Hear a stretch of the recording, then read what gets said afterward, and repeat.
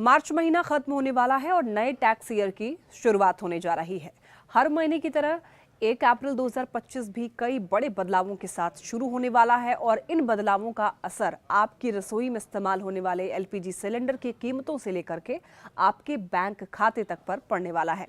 वहीं अगर आप एसबीआई समेत अन्य बैंक के क्रेडिट कार्ड यूज करते हैं तो इससे जुड़े नियमों में भी चेंजेस होने वाले हैं। तो आइए जानते हैं कि 1 अप्रैल से लागू होने वाले इन बड़े बदलावों के बारे में विस्तार से इस वीडियो में। देखिए, हर महीने की 1 तारीख को ऑयल एंड गैस डिस्ट्रीब्यूशन कंपनियां एलपीजी सिलेंडर की कीमतों में संशोधन करती हैं और 1 अप्रैल 2025 को भी इनमें बदलाव देखने को मिल सकता है। बीते कुछ समय में जहां 19 किलोग्राम वाला एलपीजी सिलेंडर की कीमतों घट बढ़ देखने को मिल रही है, तो वहीं लंबे समय से रसोई गैस सिलेंडर की कीमतें जो हैं यथावत बनी हुई हैं। ऐसे में नए वित्त वर्षों की शुरुआत के साथ ही लोगों को 14 किलोग्राम वाले सिलेंडर की कीमतों में राहत भरे बदलाव की उम्मीद है। इसके अलावा सीएनजी और पीएनजी की कीमतों के अलावा एयर टरबाइन फ्यूल यानी कि एटीएफ के भाव में भी संशोधन किया जाता है और 1 अप्रैल 2025 को इनमें बदलाव देखने को मिल सकता है। सीएनजी की कीमतों में उतार चढ़ाव जहां आपके वाहन पर होने वाले खर्च में इजाफा या राहत पहुंचाने वाले होंगे, तो एटीएफ की कीमतों में बढ़ोतरी से हवाई यात्रा महंगी हो सकती है। 1 अप्रैल 2025 से क्रेडिट कार्ड के नियमों में भी बदलाव हो रहा है, जो इन पर मिलने वाले रिवॉर्ड से लेकर के अन्य सुविधाओं पर असर डालेंगे।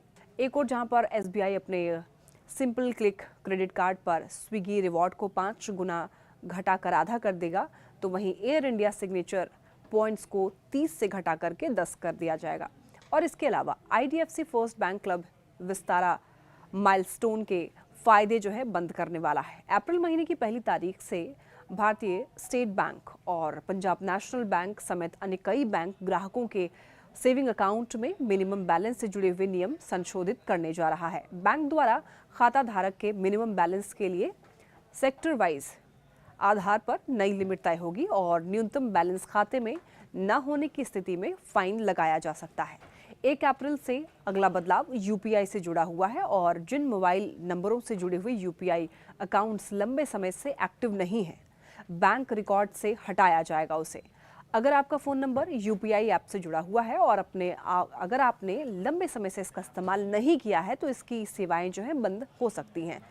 वहीं देखिए, बजट 2025 में मिडिल क्लास को राहत देते हुए सरकार ने कई बड़े ऐलान किए थे, जिसमें टैक्स स्लैब में बदलाव से लेकर के टीडीएस टैक्स रिबेट और अन्य चीज़ें शामिल थी। वहीं पुराने इनकम टैक्स एक्ट 1961 की जगह पर नए इनकम टैक्स बिल का प्रस्ताव रखा था और ये सभी बदलाव 1 अप्रैल 2025 से प्रभाव में आने वाले हैं।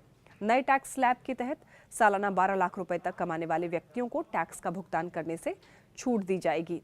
इसके अलावा वेतनभोगी कर्मचारी 75,000 रुपए की स्टैंडर्ड डिडक्शन के लिए पात्र होंगे और इसका मतलब ये है कि 12.75 लाख रुपए तक की वेतन आय अब टैक्स से मुक्त हो सकती है। हालांकि ये छूट केवल उन लोगों पर लागू होती है जो कि नया टैक्स विकल्प चुनते हैं।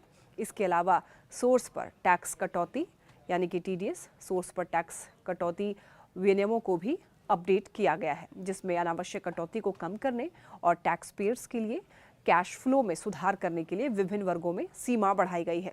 उदाहरण के लिए वरिष्ठ नागरिकों के लिए ब्याज आय पर टीडीएस की सीमा जो है वो दोगुनी करके 1 लाख रुपए कर दी गई है, जिससे बुजुर्गों के लिए वित्तीय सुरक्षा बढ़ गई है। और इसी तरह किराए की आय पर छूट की सीमा बढ़ाकर 6 लाख रुपए सालाना कर दी गई है, जिससे मकान मालिकों के लिए बोझ कम हो गया है और शहरी क्षेत्रों में किराए के बाजारों को बढ़ावा मिल सकता है।